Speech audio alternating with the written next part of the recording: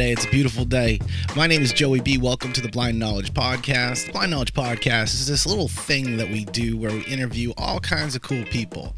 Interesting people with interesting things, usually with an interesting brand. And we talk about interesting conversational stuff, or topics, rather. If you've never checked us out before, we're over at blindknowledge.com. We have active podcasts. We have live streamers, digital content creators, social media digital content creators. We're going to have a blog soon. It's going to be really cool. So check us out right now, blindknowledge.com, and check us out just in a month or two, because it's going to be crazy when we have a marketplace. I can't wait. Enough from me. You know what the deal is. We're just going to go ahead and bring on our guest. And our guest today, he has his own company. It's all about SEO, search engine optimization. His name is Brandon Leibowitz. Hello, Brandon. Welcome to the show. Oh, we can't hear Brandon. Where did Brandon go? Just need to check on that audio, Brandon. Having a little trouble hearing you, man. Uh-oh. Awkward. Yeah, I can't hear you. That's weird. Oh, there you are. There you are. Okay. Okay. All right, cool. Crisis averted, dude. Little technical difficulties. Gotta love it. Gotta love it, man. You gotta love it. We are live. We are live over on YouTube, Facebook, Twitch. We're on LinkedIn. This, of course, will be on the Blind Knowledge Podcast, available on Apple, Spotify, Ghana, Stitcher, and really anywhere else, including blindknowledge.com. So, Brandon, thank you so much for joining us. And it's Leibowitz, correct? Yep. Thanks for having me on. Awesome. No, happy to have you. So let's get right into it. You started your own company. What is the company? What do you do? Tell us all about it. I help people get more traffic to their website using search engine optimization. So just tapping into that free traffic that Google is willing to give out. So when you search on Google, there's ads at the top. Those are all paid ads, but right below the ads are the organic free listings. And what I do is get websites ranked up there so you can tap into that free traffic from the search engines. It sounds so simple. It sounds so simple, and I know behind the scenes it's probably not that simple. Google makes it a little tricky because they want you to run paid ads. They don't want you to get that free traffic, but That makes they have sense. to have that balance, because if it's just full of paid ads, no one will go on Google. So they have to have the organic and the paid. Right on. Well, that makes sense, and it's something that you have to have no matter what industry you have on the internet. SEO optimization is going to help to get your results and your search engine optimized, really, and it's going to get like a brand like mine, Blind Knowledge. It's going to get it to the top of the list. What kind of companies have you worked with, and do you have a huge success rate already? Because it seems like you're a smart guy, so I'm assuming you're doing all right. I'll work with anyone with a valuable product or service, as long as it's something that's not just really generic. Then I could help out, because if you're just selling t-shirts, then we're going to be competing against Amazon and Nordstrom's and Macy's and Walmart and Target and whoever ranks on the first page of Google for your keywords. Those are your competitors. So if you're just a mom and pop shop selling t-shirts, it's going to be a little tricky, versus somebody selling something more niche and unique that helps differentiate themselves. Then could help out a lot more. But don't really have any industry. Pretty much as long as you have a website and a good product or service, then I could assist with that. Okay. So you're saying it's really even more valuable that a niche or niche type business has SEO done for them, right? Any type of business, it'll help out for it. But the more unique it is, the less competition, the faster you're going to get those rankings. Because if you're trying to compete with these big corporate companies, you can do it. But if you're not a corporation and you're just a mom and pop shop, it's going to be tough. Right on. Okay. Yeah, that makes total sense now. All right. Just want to make sure we get that out there and highlight that. For me, I do just a little bit of search engine optimization with Blind Knowledge. We probably need more, but I always figure with the name, I mean, there is no other Blind Knowledge. I mean, there's a guy in India that calls himself Blind Knowledge, but as far as a brand and selling things, it's not really much to compete with. But maybe me and you can talk about that after the show. Well, that's your brand name. So you should always be ranking for your company name or your brand name. But with SEO, we want ranking for non-brand keywords, because anyone searching for your name, they already know who you are. Okay. So trying to get someone that's non-brand is going to be what's going to bring in new traffic, new visitors, new clients, versus people just searching for your company name. You should hopefully always rank for that. And if not, then doing like a press release, something like that will help Google know that you're the company I Blind see. Knowledge and help solidify that a little bit. But then also building backlinks. That's really what's going to get Google to trust you and rank you for your company name. Backlinks. I hear a lot about backlinks. What are backlinks? Backlinks are clickable links from other websites to point to yours. So if you're reading an article, let's say on the NewYorkTimes.com, and in there it says Brandon Leibowitz, and you click on that and it goes to my website, I'd be getting a backlink from the NewYorkTimes.com. So the more websites that talk about you, the more trust Google is going to give to you. And then they look at those keywords on your website. But it doesn't work the other way around. If you don't build backlinks, Google's not going to look at those keywords and they're just going to skip it over. Backlinks are how Google's algorithm first started. That's how they became popular, because they ranked websites based off backlinks. And still to this day, they look at backlinks. It's a big part of their algorithm, but it's changed a lot how they look at backlinks. In the past, it was the number of backlinks that mattered. So if you have 10 backlinks and I have 20 backlinks, I'd rank higher than you. But now it's not the number of backlinks. It's really the number of quality backlinks. So what's a quality backlink to Google? Quality backlink means it comes from a site that's related to what you're doing. That's very important. So if you're selling cars, Google would want to see other websites related to automobiles, cars, driving, anything somewhat related to what you're doing. That's what Google wants to see. And then authoritativeness. How big is this website? The bigger the website, the more SEO value. Like if you're getting a backlink from my website, it's good, but it's not the same quality as a Forbes or Wall Street Journal or Huffington Post or Entrepreneur. So the bigger the website, the more SEO value, and the more related it is to you, the better off it's going to be. That's interesting. That's interesting because, I'm sure a lot of people don't know how much work it goes into this when, all you really got to do is go on Google or a DuckDuckGo or Yahoo. Well, if people even go on Yahoo, I'm not sure if they still do anymore, but nevertheless, you just type in brownies and you get your brownie mix and your cookies and all that way, but there's a lot that goes into it, I guess. Yeah, there's a lot more that goes into it. There's over 200 ranking factors that go into their algorithm. So why SEO? What got you started? I just kind of fell into it when I got my degree in business marketing. The first job I got out of school was helping a company with their digital marketing. And I didn't really know much about digital. And they said, don't worry, we don't know much either. We're going to learn with you and take your classes and workshops and seminars. And I was like, all right, let me check this out. And after working there for a few months, this is back in 2007, kind of just realized everyone's probably going to have a website in the future. And SEO is just a way to get free traffic. And I thought, why spend money on paid ads if you could get it up there for free? And just kept going with it ever since. Yeah, no, that makes total sense. Yeah, I did a little research before the interview. We have you. We're connected over on LinkedIn. It looks like you have quite a bit of experience, in marketing on the internet. Do you want to talk about that a bit?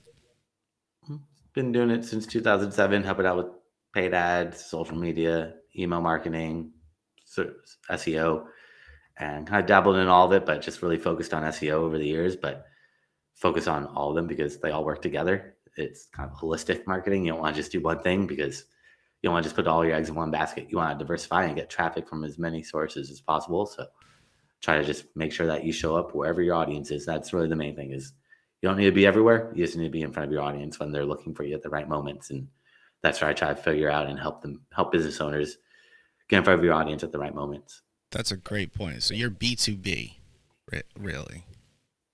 Yep. Yeah. Okay. And how do you advertise? How do you get the word out about SEO and all the services that you do? What's your main go-to? By doing SEO on my own website. So Yeah. make sure I get That more free makes traffic sense.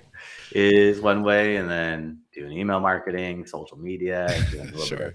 paid ads, teaching classes. I teach classes and yeah, just try to get Oh, out there. cool. Podcasting is another way to get Of potential course. leads, getting Yeah, a on. good supplemental way to definitely boost your brand and your business.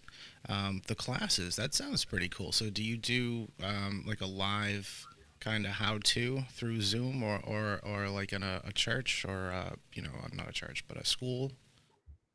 I do them through like the Small Business Association or General Okay. Assembly and through SCORE and Meetup and all these other places, but do them in person or nowadays kind of on Zoom and in person, because Sure. why not let people attend anywhere? Since I live in Los Angeles, it's not the easiest to get to downtown LA on a weekday, find traffic or find parking, and versus just log in Zoom, and makes things a little bit easier for people.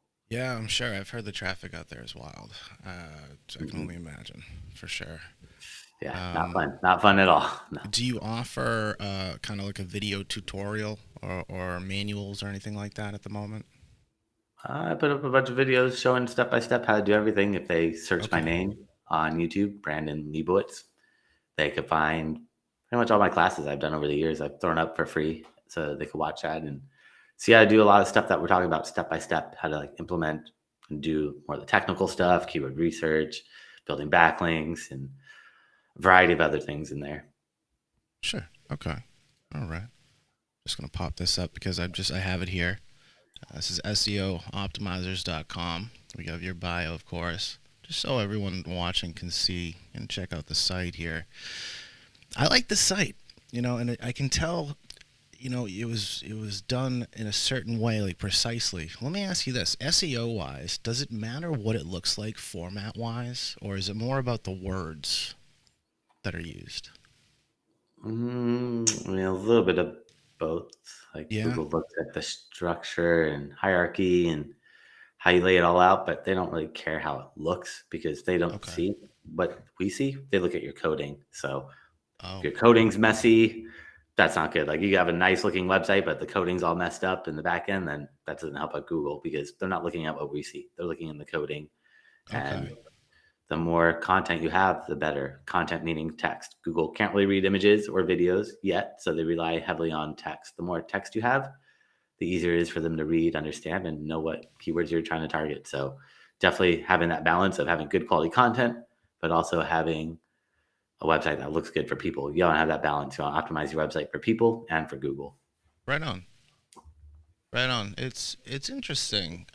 This whole business. I've run across a few people that do SEO, and I've heard a lot about like meta tags and like using certain keywords, but it's always been kind of foreign to me because I mean, like in my instance, for with my brand, with Blind Knowledge, it's podcasts. It's digital media.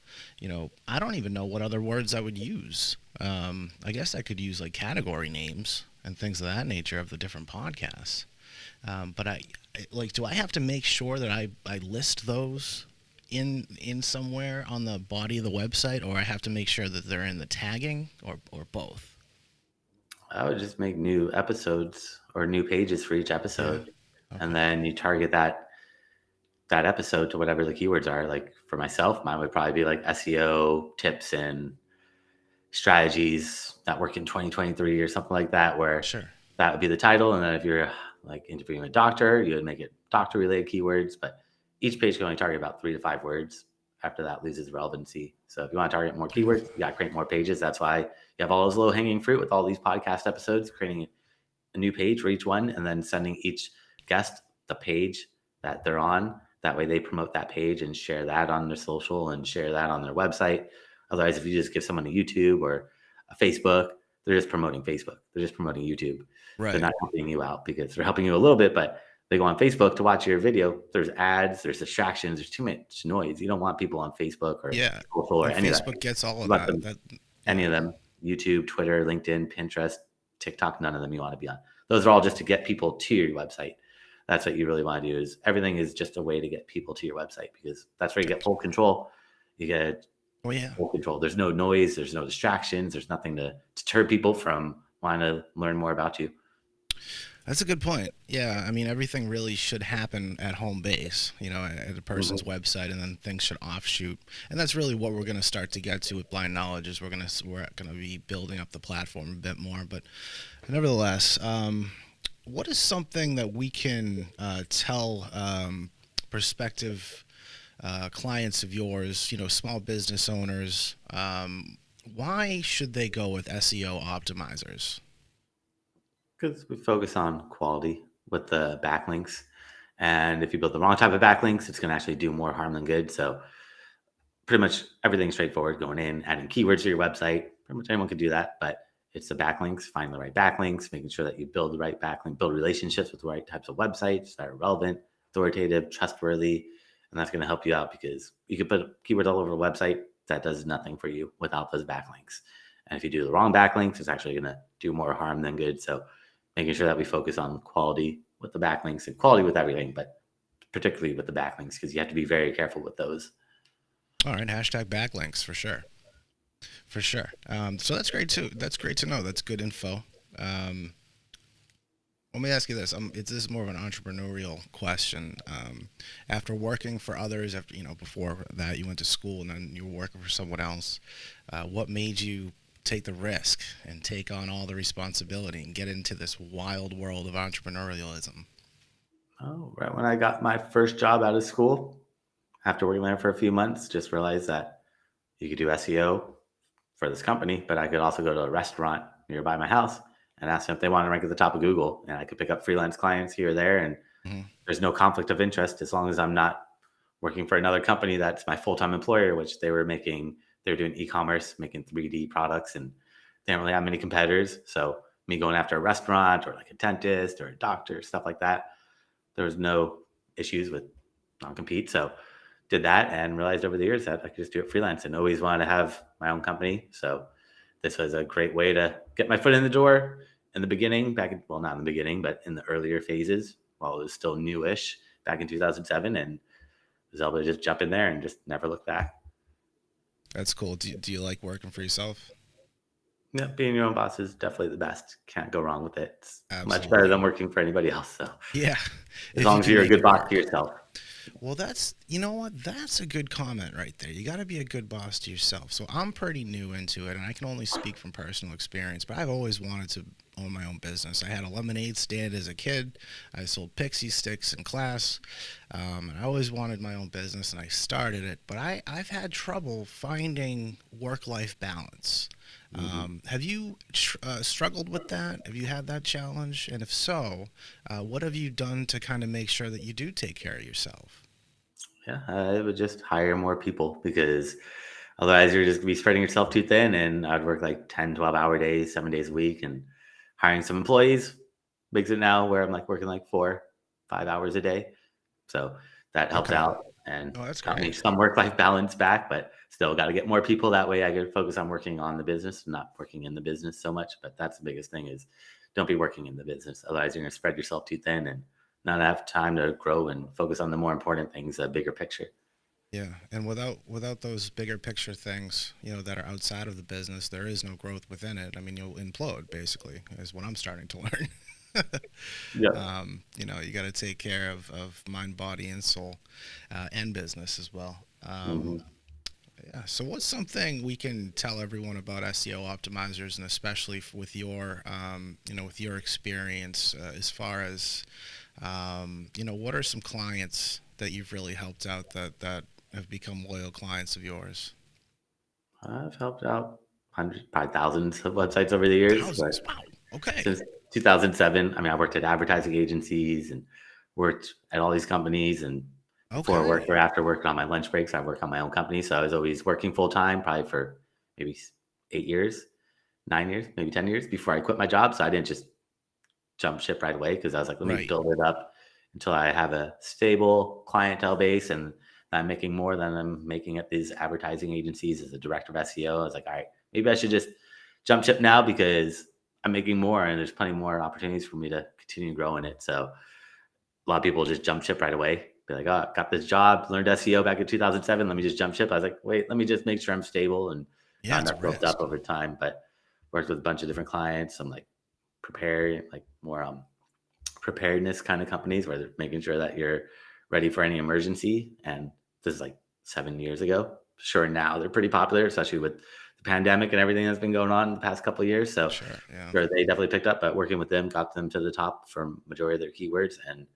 not sure what their sales are now, but I'm sure they've just skyrocketed since search volume has probably gone up for those keywords significantly over the past couple of years, and that's just going to help get more sales for them. But worked with a bunch of different clients, realtors, where saw them get to the top and watch their phone just keep going off the hook. And it's just making sure that you show up for the right keywords that have intent behind them, buyer intent.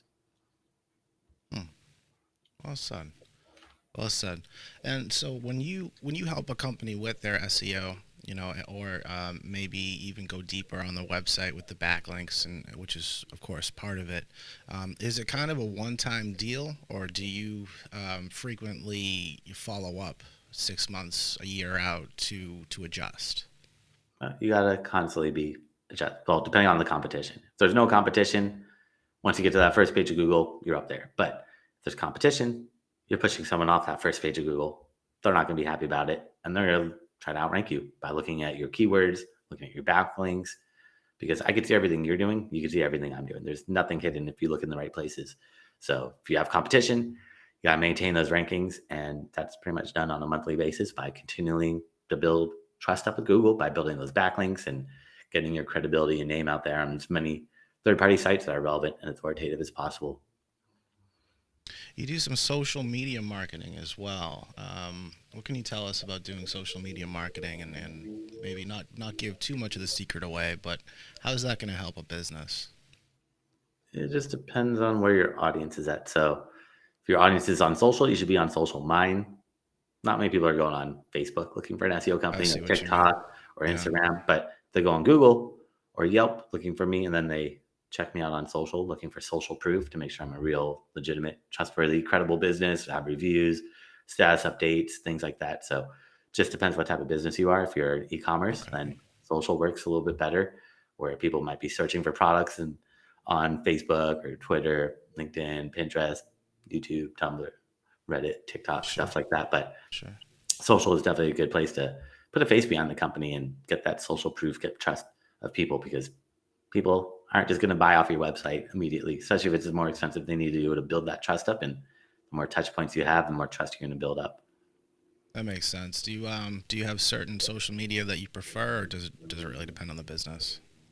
It just depends on where your audience is. That's all that matters. It's not going after TikTok because TikTok's one of the more popular ones, or Instagram because it's the most popular. It's who is my audience, where are they, and how do I get in front of them? If it's some small, obscure one that you've never heard of, but that's where your audience is at, you need to be there. It's still good to have a presence on all the bigger ones, but in terms of being active all the time, you just need to be active on the ones where your audience is at. You don't need to be active on every platform. Otherwise, you're going to spread yourself too thin and waste time where you could be spending time on more important things. Hmm. Well said. Yeah, I like the brand too, SEOoptimizers.com. It's pretty much self-explanatory, and it's a great website. It looks good. Um, you know, uh, Maybe we can drop a link in for some users if you're up for it. For the with the podcast, we can go ahead and put a referral link in. Would you up for that? But what do you mean? Yeah, we'll put SEOoptimizers.com in there to make sure that everyone knows where to go. We'll put it in the description for Oh Apple yeah, Podcasts, Spotify, and all that. Yeah, that'd be good. And I also create a special gift too for everyone if Hey, they go to here we my go. website Now at we're talking. so if they go to my website at seooptimizers.com. That's SEOoptimizers.com /gift. They can find that there along with my contact information and a bunch of classes I've done over the years I've thrown up for free. And also, if they want to book some time on my calendar for a free website analysis, I'm happy to check out their website from an SEO point of view, and they can book some time on my calendar there as well. That's amazing. SEOoptimizers.com /gift. Claim your free gift. Claim your free SEO gift. From Brandon from SEOoptimizers.com. Check out the videos. Check out the courses. He does classes. The man is doing it. He's doing the thing. He's been doing it for a long time. Brandon, we're gonna probably end it now, but before we go, is there anything else you want to tell everyone about what you do, what you've done, and why people should come check you out?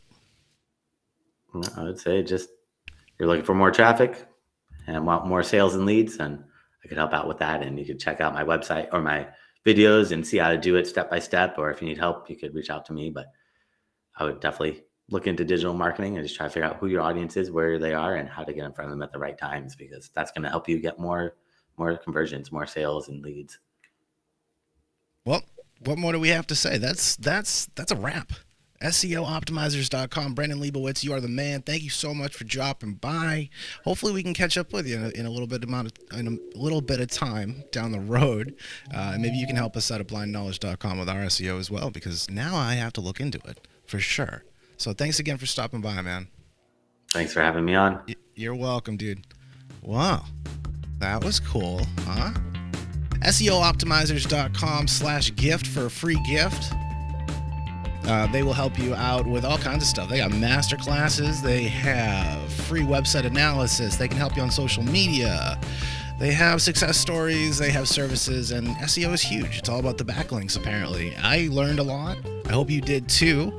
This breaks down another episode of Blind Knowledge Podcast. Check us out at blindknowledge.com, the spot that is hot. We have active podcasts, live streaming, digital content creators, and pretty soon we're going to have a blog. And I think we're going to do our SEO as well. Because, well, why not? Until next time, my name is Joey B. Have a good one. Peace.